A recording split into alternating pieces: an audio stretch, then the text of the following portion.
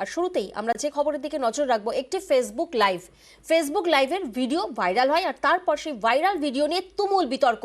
কি ছিল সেই ফেসবুক লাইভের ভিডিওতে দেখা যাচ্ছে আলাদা ঘরে পরীক্ষা, 2 সেট পরীক্ষার্থীর। কলেজ সার্ভিস কমিশনের পরীক্ষায় বিতর্ক এই নিয়েই। ফারাক্কা নুরুল হাসান কলেজে সেট চলার সময় বিতর্ক, কারণ একটি ফেসবুক লাইভ করেন কলেজেরই অধ্যাপক, যে ভিডিও ভাইরাল হয়ে যায় এবং ভাইরাল হয়ে যাওয়ার পর তুমুল বিতর্ক, কারণ আলাদা ঘরে দেখা যায় 2 জন পরীক্ষার্থী বসে সেট পরীক্ষা দিচ্ছেন। কলেজ সার্ভিস কমিশনের পরীক্ষায় বিতর্ক, কলেজের প্রিন্সিপালের বিরুদ্ধে অভিযোগ।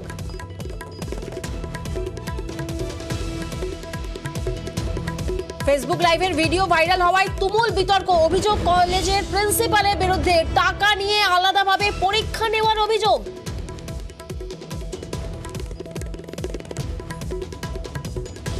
এটা তুমি করতে পারো না হুমায়ুন, এই ঘরে আলাদা করে পরীক্ষা হচ্ছে কেন?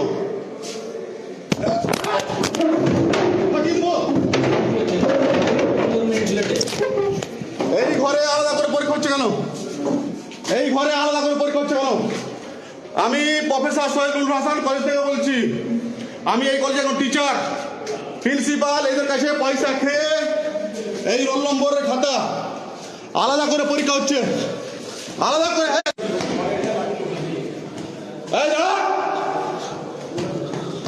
ফেসবুক লাইভ হচ্ছে, জবাব দিবে প্রিন্সিপাল। আলাদা করে পরীক্ষা হচ্ছে কেন? কলেজে সেট পরীক্ষাতে প্রিন্সিপাল পয়সা খেয়ে আলাদা করে লোক বসেছে, আলাদা করে। প্রিন্সিপাল ওই ঘরে 2 জনকে আলাদা বসেছিল কেন? মোবাইল নিয়ে ক্যান্টিনে। এই জবাব কি দিবেন আপনি বলুন? আলাদা লোক দিয়ে ওই রুমে 2 জন বসেছিল মোবাইল নিয়ে। আমি পুরোটাই লাইভ করেছি। এতে যা হবে আমার। দেখুন, একটা রুমে লক করা আছে, সেই বিষয় নিয়ে তো আমরা বলতে পারি না। আপনাদের এখানে তো আমরা তো বাইরে থেকে এসেছি, আমরা তো অবজারভার হিসাবে এসেছি। আমরা অফিসার ইনচার্জের নলেজে দিচ্ছি। আপনি যেটা বলছেন সেটা আমরা অফিসার ইনচার্জ যে নিয়ে আছেন তার নলেজে আমরা দিচ্ছি। এই আমাদের তো এক্সামটা চলুক, তারপরে তখন সেটার কি ব্যবস্থা হচ্ছে দেখা যাবে। সেই ভাইরাল ভিডিও আপনাদের দেখালাম। ফেসবুক লাইভের ভিডিও ভাইরাল হয়েছে এবং তারপরে তুমুল বিতর্ক, কারণ সেই লাইভে দেখা গেছে আলাদা ঘরে পরীক্ষা দিচ্ছেন 2 সেট পরীক্ষার্থী। সোমরাজ এই মুহূর্তে আমাদের সঙ্গে রয়েছেন। সোমরাজ, ঠিক কি ঘটনা, কি বিতর্ক? দেখো, মূলত যেটা অভিযোগ উঠছে যে সেট পরীক্ষায়, আজকে সেট পরীক্ষা রয়েছে, কলেজ সার্ভিস কমিশন সেই পরীক্ষা নেয়। সেই পরীক্ষার 2 জন পরীক্ষার্থী আলাদা ঘরে বসে পরীক্ষা দিয়েছে। আর জানিয়ে মূলত বিতর্ক, এবং ওই কলেজেরই একজন অধ্যাপক তিনি সেই ফেসবুক ভিডিওটি ভাইরাল করেছেন। প্রথমত এই ঘটনার প্রেক্ষিতে ইতিমধ্যে কলেজ সার্ভিস কমিশন যেটা জানাচ্ছে, তাদের কাছে যেটা প্রাথমিকভাবে রিপোর্ট এসেছে যে ওই 2 জন পরীক্ষার্থী আলাদাভাবে শারীরিক অসুস্থতার কথা জানিয়েছিল কলেজ কর্তৃপক্ষকে। শারীরিক অসুস্থতার কথা জানানো হয়েছিল কলেজ সার্ভিস কমিশনে যার যিনি অবজারভার ছিলেন তাকেও, এবং তারপরে তাদেরকে অনুমতি দেওয়া হয় ওই পরীক্ষার্থীদের আলাদা ঘরে বসতে দেওয়ার জন্য। পাশাপাশি যেটা কলেজ সার্ভিস কমিশন সূত্রে জানা যাচ্ছে যে অধ্যাপক ওই ভাইরাল ভিডিওটি করেছেন তার বিরুদ্ধে থানায় অভিযোগ জানানোর নির্দেশ দেওয়া হয়েছে। ইতিমধ্যেই তার বিরুদ্ধে স্থানীয় থানায় অভিযোগ জানানোর কথাও বলা হয়েছে। তার কারণ, পরীক্ষা চলাকালীন এইভাবে ফেসবুকে ভিডিও করছেন তিনি, এবং তিনি পরীক্ষার দায়িত্বে রয়েছেন, ফলত তিনি কর্তব্যের গাফিলতি করেছেন, এই কারণে তার বিরুদ্ধে থানায় অভিযোগ জানানো হচ্ছে। দ্বিতীয়ত, কলেজ সার্ভিস কমিশনের তরফে স্পষ্টতই জানানো হচ্ছে যে ওই 2 জন পরীক্ষার্থী তারা আলাদাভাবে শারীরিক অসুস্থতার কথা জানিয়েছিল, এবং সেই সোমরাজ আসবো তোমার কাছে, আবারও আসবো, কিন্তু তার আগে একবার আমরা শুনে নেব অভিযোগকারী কি বলছেন। আমি পরীক্ষা শেষ হয়ে যাওয়ার পর খাতা জমা দিতে এলাম এখানে। ফার্স্ট হাফের পরীক্ষা 11:30, 10:30 থেকে 11:30। পরীক্ষা শেষ হয়ে যাওয়ার পরে আমি খাতা আমার জমা দিলাম। জমা দেওয়ার পর তো আর কারো থাকা কথা নয় রুমে, পরীক্ষা শেষ হয়ে যাওয়ার কথা। আমি তখন দেখলাম তালা মারা এই দিকটায়। তখন কত নম্বর রুম? ওটা নম্বর রুম বলে কোনো ব্যাপার নেই, এখানে কোনো রুম নেই। এটা হচ্ছে ক্যান্টিন প্যাসেজ। আচ্ছা, ক্যান্টিনের মধ্যে পরীক্ষা হচ্ছে? ক্যান্টিন প্যাসেজের মধ্যে কিছু রুমও আছে সেইখানে। না, যেখানে পরীক্ষাটা হচ্ছে সেখানে কি ক্লাস হয়? সেখানে জীবনেও ক্লাস হয় না, পরীক্ষাও হয় না। এই ঘটনা এর আগেও ঘটেছে, পুনরাবৃত্তি আজকে হচ্ছিল। আমি থামতে পারি নিজেকে। এটা প্রিন্সিপাল জানেন, তার ছাত্র যারা পরীক্ষার্থী তারা জানেন। প্রমাণ করা বড়ই মুশকিল টাকা দিয়েছেন কিনা। তবে কিছুতে একটা আর্থিক লেনদেনের ব্যাপার আছে, সব কিছুতে আর্থিক লেনদেনের ব্যাপার আছে। আপনি পরীক্ষা হয়তো প্রিন্সিপাল তালা মেরে রেখেছে, কেন আমি বুঝতে পারছি না, বেরোতে দিচ্ছে না। আপনাকে আটকে রেখেছে? আটকে রেখেছে, তালা মেরেছে, বেরোতে দিচ্ছে না। আর্থিক লেনদেন হয়েছে কিনা অভিযোগ করছেন তিনি। আর এদিকে গভর্নিং বডির সদস্য সৌমেন পান্ডে কি বলছেন শোনাবো একবার। যিনি অভিযোগ করছেন, আমিও দেখলাম ফেসবুক লাইভে, তিনি কলেজের একজন শিক্ষক। তো এটা কলেজ সার্ভিস কমিশন দেখবে, এতে আমাদের তো কলেজের কোনো ব্যাপার নয়, কলেজ শুধু অর্গানাইজ করছে। এবং এই ব্যাপারে যারা প্রিন্সিপাল এবং যারা অফিসিয়াল কর্তৃপক্ষ আছেন, দায়িত্বে আছেন, কলেজ সার্ভিস কমিশনের নিশ্চয়ই কোনো ইনচার্জ আছেন, তারা এটা নিশ্চয়ই ব্যবস্থা করবেন। তবে এটা যদি ঘটনা ঘটে থাকে, এটা ঠিক নয়। এটা সত্যতা কতটুকু আছে জেনে তারপরে তো আমরা কথা বলবো।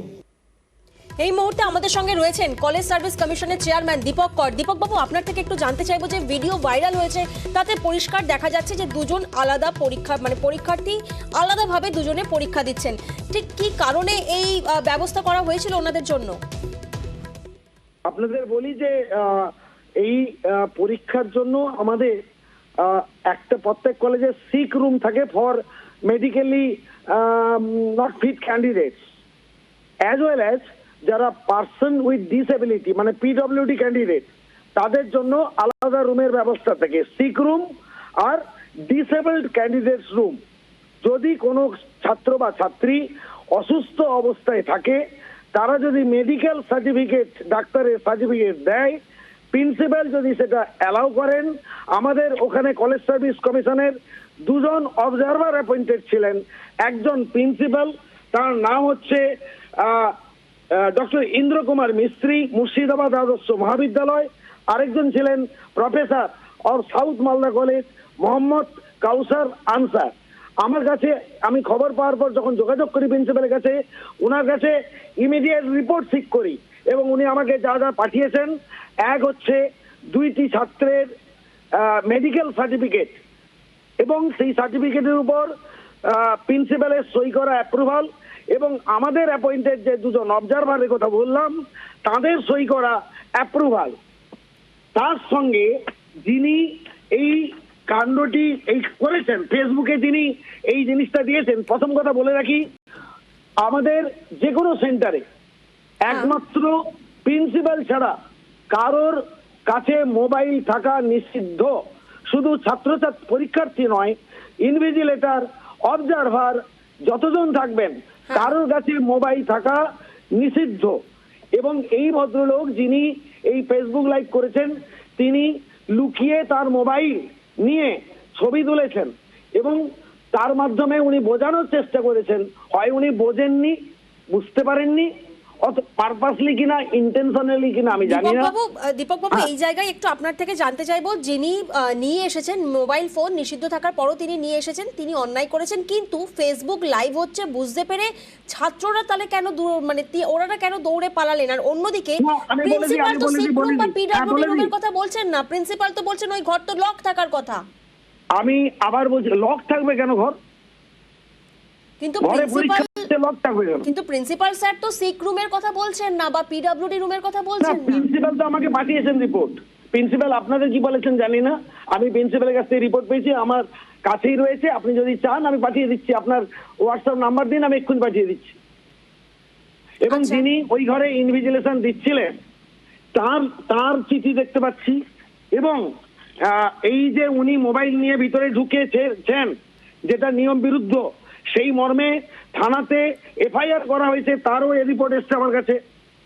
এবং ওখানে একটা উনি যেহেতু এই পরীক্ষায় দুজন কেন আলাদা করে বসছে, সেই জন্য উনি ওটা একটা সন্দেহ হোক বা যাই কারণে হোক, ওনার একটা মানে এক্সপ্রেশন এমন ছিল যেটাতে মানে মারমুখী এক্সপ্রেশন ছিল ছাত্রছাত্রীদের প্রতি, এবং ভয়ে ছাত্রছাত্রীরা ওই ঘর থেকে ছুটে চলে যায়।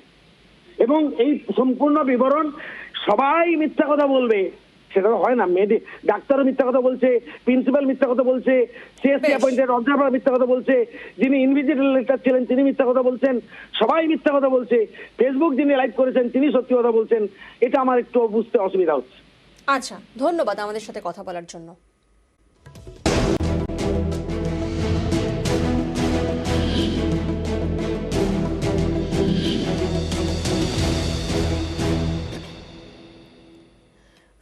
বিজেপির গোষ্ঠীদ্বন্দ্ব প্রকাশ্যে। আর এবার হালদার মোড়ে বিক্ষোভ দেখায় বিজেপির কর্মী সমর্থকরা।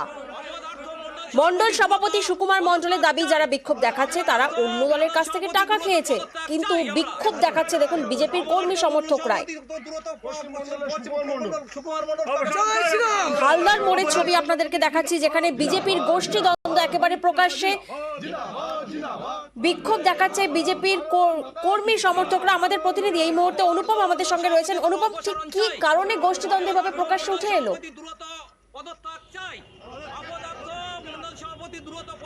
হ্যাঁ দেখো প্রিয়াঙ্কা, প্রথমে বলি উত্তর চব্বিশ পরগনার হিঙ্গলগঞ্জে, এই হিঙ্গলগঞ্জে কিন্তু বিজেপির গোষ্ঠীকন্দল কিন্তু একদম প্রকাশ্যে চলে এলো। সেই হিঙ্গলগঞ্জের যে মণ্ডল 3-এর যে মণ্ডল সভাপতি সুকুমার মণ্ডল, তার অপসারণের দাবিতে বিজেপির কর্মী সমর্থকরা তারা কিন্তু আজকে হিঙ্গলগঞ্জের হালদার মোড়ে কিন্তু বিক্ষোভ দেখায়। যে বিক্ষোভকারীদের যেটা অভিযোগ, যে এই যে সুকুমার মণ্ডল তিনি তৃণমূলের যেসব গুন্ডা বাহিনী আছে তাদের সঙ্গে তার ভালো সম্পর্ক, তিনি তাদের সঙ্গে মিটিং করেন এবং তাদেরকে যেসব কমিটি করছে তাদের সেই কমিটির মধ্যে তৃণমূল আশ্রিত দুষ্কৃতীদেরকে সেই কমিটির মধ্যে রাখছে এবং পুরনো যেসব বিজেপি কর্মী সমর্থক এই হিঙ্গলগঞ্জে আছে তাদেরকে কিন্তু সেই কমিটির মধ্যে রাখছে না। এবং এই বিষয়ে কিন্তু ঊর্ধ্বতন বিজেপির নেতা নেতৃত্ব আছে, তাদের কিন্তু বহুবার জানিয়েছে, কিন্তু কোনো রকম কাজ হয়নি। শেষমেশ কিন্তু আজকে বিজেপির কর্মী সমর্থকরা তারা কিন্তু রাস্তায় নেমে কিন্তু বিক্ষোভ দেখায়। কিন্তু এই বিষয়ে সুকুমার মণ্ডল কিন্তু জানান যে যারা বিক্ষোভ দেখাচ্ছে তারা কিন্তু যে অন্য দলের কাছ থেকে টাকা খেয়ে, সামনে যেহেতু লোকসভা ভোট, সেই জন্য এলাকায় একটা অন্যরকম পরিবেশ তৈরি করার জন্য সুকুমার মণ্ডলকে বিজেপিকে কালিমা লিপ্ত করার জন্য বিজেপির গোষ্ঠীদ্বন্দ্ব একেবারে প্রকাশ্যে। পশ্চিমমণ্ডল 3 সভাপতি সুকুমার মণ্ডলের আমরা পদত্যাগ চাইছি। তার কার্যকলাপ পার্টিকে আরও ক্ষতি করছে। পুরানো কর্মী সবাইকে বসিয়ে দিয়ে নতুন করে কমিটি করেছে, সেই কমিটিতে তৃণমূল সমর্থিত হারমাদদেরকে নিয়ে কমিটি তৈরি করেছে। তার জন্য আমরা আজকের এই বিক্ষোভে সামিল হয়েছি। আমরা যারা কমিটিতে ছিলাম আমাদেরকে সবাইকে বাদ দিয়ে উনি নতুন করে তৃণমূলের থেকে আগত যারা গুন্ডা তাদেরকে নিয়ে কমিটি করেছেন। ক্ষোভ যারা দেখাচ্ছেন, দেখুন বিজেপি তো একটা অনুশাসিত পার্টি।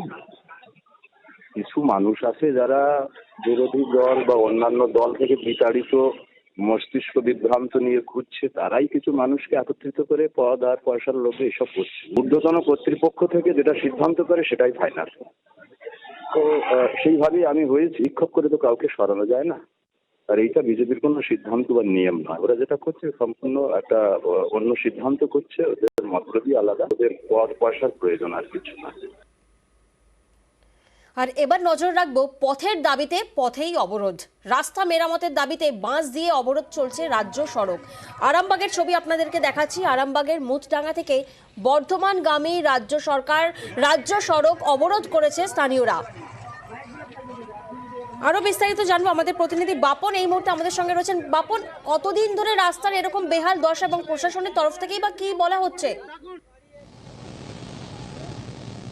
দেখো প্রিয়াঙ্কা, দীর্ঘ 5 বছর ধরে কিন্তু রাস্তার বেহাল দশা। আরামবাগের মুথোডাঙ্গা থেকে যে বর্ধমান যে রাজ্য সড়ক রয়েছে, সেই রাজ্য সড়ককে আদমবাদ এলাকায় প্রায় 3 কিলোমিটার রাস্তা কিন্তু বেহাল দশা। বারবার কিন্তু ওই এলাকার মানুষজন যেটা অভিযোগ করছেন যে বিভিন্ন দপ্তরে জানিয়েছেন, কিন্তু কোনো রকম সুরা হয়নি। তার উপর উল্টে বঞ্চ আরও তাদের কাছে যন্ত্রণার বিষয় হয়ে দাঁড়িয়েছে ওই রাস্তার ধুলো। সেই ধুলোর জেরে কিন্তু প্রায়শই ওখানকার শিশু এবং বয়স্করা তারা কিন্তু অসুস্থ হয়ে পড়ে। ন্যূনতম যে জল রাস্তায় দেওয়া হয় সেই রাস্তাও কিন্তু দেওয়া হয় না বলে অভিযোগ করছেন স্থানীয়রা। তার জেরে কিন্তু তারা এক প্রকার অতিষ্ঠ হয়েই কিন্তু একেবারে একজোট হয়ে ওই আদমবাদ এলাকায় রাস্তায় বাঁশ দিয়ে রাজ্য সড়ক অবরোধ করে। অবরোধের জেরে দীর্ঘক্ষণ বন্ধ হয়ে যায় গাড়ি চলাচল। যদিও পরে খবর পেয়ে আরামবাগ থানার পুলিশ গেলে তাদেরকে ঘিরেও বিক্ষোভকারীরা ঠিক কি বলছেন একবার শোনাবো। এইবার আজকের আমরা আটকেছি দীর্ঘদিন ধরে এইরকম ধুলোই মানে কুয়াশা হয়ে যাচ্ছে, মানুষের শ্বাসকষ্ট হচ্ছে। আশেপাশে যে বাড়ি রয়েছে, যদি একটু ডাক্তারখানা বা আমাদের ব্রিজে এসে দাঁড়িয়ে বাস ধরার জন্য যদি দাঁড়াতে হয়, তাতেও যে বাচ্চা ছেলে নিয়ে খুব অসুবিধার মধ্যে আমরা দুর্ভোগ করছি, কারণ জলও দিচ্ছে না, কিছুই করছে না। 5 বছর থেকে মানে যে একই অবস্থা, মাঝে মাঝে জল দিতে আসছে, মাঝে মাঝে আসেনি। আজ মানে 2 বছর মানে জল দেয়নি রাস্তায়। রাস্তা বাগাক আর নাই করুক, আমাদের বাড়ি থেকে তো একদম মানে বেরোনো যায়নি। বাস স্টপেজে দাঁড়াবো, সে ধুলোই মানে প্রচুর ধুলো। বন্ধ দমদম দক্ষিণেশ্বর মেট্রো চলাচল। দুপুরবেলা থেকে বন্ধ দমদম দক্ষিণেশ্বর মেট্রো চলাচল। আমাদের প্রতিনিধি সান্নিক এই মুহূর্তে আমাদের সঙ্গে রয়েছেন। একবার সান্নিকের কাছে যাব। সান্নিক, ঠিক কখন থেকে পরিষেবা স্বাভাবিক হবে বলে মনে করা হচ্ছে?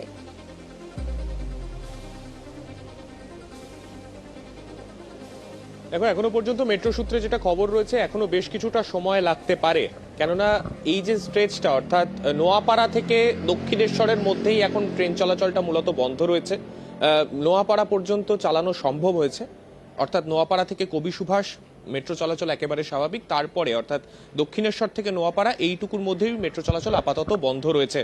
যে থার্ড লাইনের যে সমস্যা, যেটার কথা মেট্রো কর্তৃপক্ষের তরফে জানানো হচ্ছিল, সেখান থেকে রেকগুলিকে যে বিদ্যুৎ সরবরাহকারী যে লাইন, সেখান থেকে কিন্তু বিদ্যুৎ টানতে পারছে না রেকগুলি, যে কারণেই বরানগর মেট্রো স্টেশনে ঢোকার আগেই একটি রেক কার্যত বিকল হয়ে সেখানে দাঁড়িয়ে রয়েছে।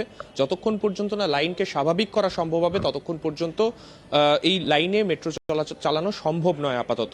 তবে এই প্রক্রিয়াটা বেশ কিছুটা সময় সাপেক্ষ, যে কারণে প্রায় ইতিমধ্যেই তুমি জানো 4 ঘন্টার কাছে অতিক্রান্ত, কিন্তু এখনো পর্যন্ত মেট্রো চলাচল কিন্তু স্বাভাবিক করা সম্ভব হয়নি। এই মুহূর্তে আমি রয়েছি দক্ষিণেশ্বর মেট্রো স্টেশনের বাইরে। যারা আসছেন, আজকে যেহেতু রবিবার রয়েছে, যারা আসছেন তারাও এখানে অপেক্ষা করছেন দীর্ঘক্ষণ। তারপরেও যারা ঢুকতে পেরেছেন তারা ভেতরে গিয়ে তাদেরকে যখন জানানো হচ্ছে যে মেট্রো বন্ধ রয়েছে, তাদেরকেও বেরিয়ে অন্য উপায় দেখতে হচ্ছে। সুতরাং এইভাবেই কিন্তু যতক্ষণ পর্যন্ত না মেট্রো চলাচল স্বাভাবিক হয়, ততক্ষণ পর্যন্ত দক্ষিণেশ্বর এবং বরানগর থেকে কেউ মেট্রোয়ে উঠতে পারবেন না। আপাতত কিন্তু তেমনটাই জানানো হচ্ছে মেট্রো তরফে। বেশ, মানে আরো বেশ কিছুটা সময় লাগবে, কারণ থার্ড লাইনে বিদ্যুৎ সংযোগের সমস্যায় বন্ধ মেট্রো চলাচল। আর যাত্রীরা তো চরম ভোগান্তিতে রয়েছেন। কি বলছেন যাত্রীরা, একবার শোনাবো। দেখলাম মেট্রো বন্ধ হচ্ছে, মেট্রো লাইন খারাপ আছে, না কাউকে ঢুকতে দিচ্ছে না। ওখানে ব্যারিকেড করা আছে আর বললো এখন মেট্রো চলছে না, আমাদের কোনো ইনফরমেশন দেওয়া হয়নি। আর এখনও জিজ্ঞেস করলাম ফেরার সময় কি হবে, বললো জানেন না। সো দ্যাটস ইট, ওখান থেকেই ফিরিয়ে দেওয়া হচ্ছে আমাদের। আমরা যাব দমদম। আমরা কথা বলেছিলাম মেট্রো রেল সিপিআরওর সাথে, তিনি কি বলেছেন একবার শোনাবো। খারাপ রেকের জন্য নয়, এটা থার্ড রেলে একটা প্রবলেম হয়েছে, বিদ্যুৎ একটা কানেকশনটা যাচ্ছে না বলেই আমরা বরানগর এবং দক্ষিণেশ্বরে এই দুটি স্টেশনের মধ্যে ট্রেন চলাচল করাতে পারছি না। আমাদের এখন ট্রেন চলাচল করছে সেটা হলো নোয়াপাড়া থেকে কবি সুভাষ পর্যন্ত। আমরা এই থার্ড রেলের কাজ শীঘ্রই শেষ করতে পারবো বলে, মেরামতি কাজটা শীঘ্রই শেষ করতে পারবো বলে আশা করছি। তখন পরিষেবা স্বাভাবিক হয়ে যাবে, একটু সময় লাগবে।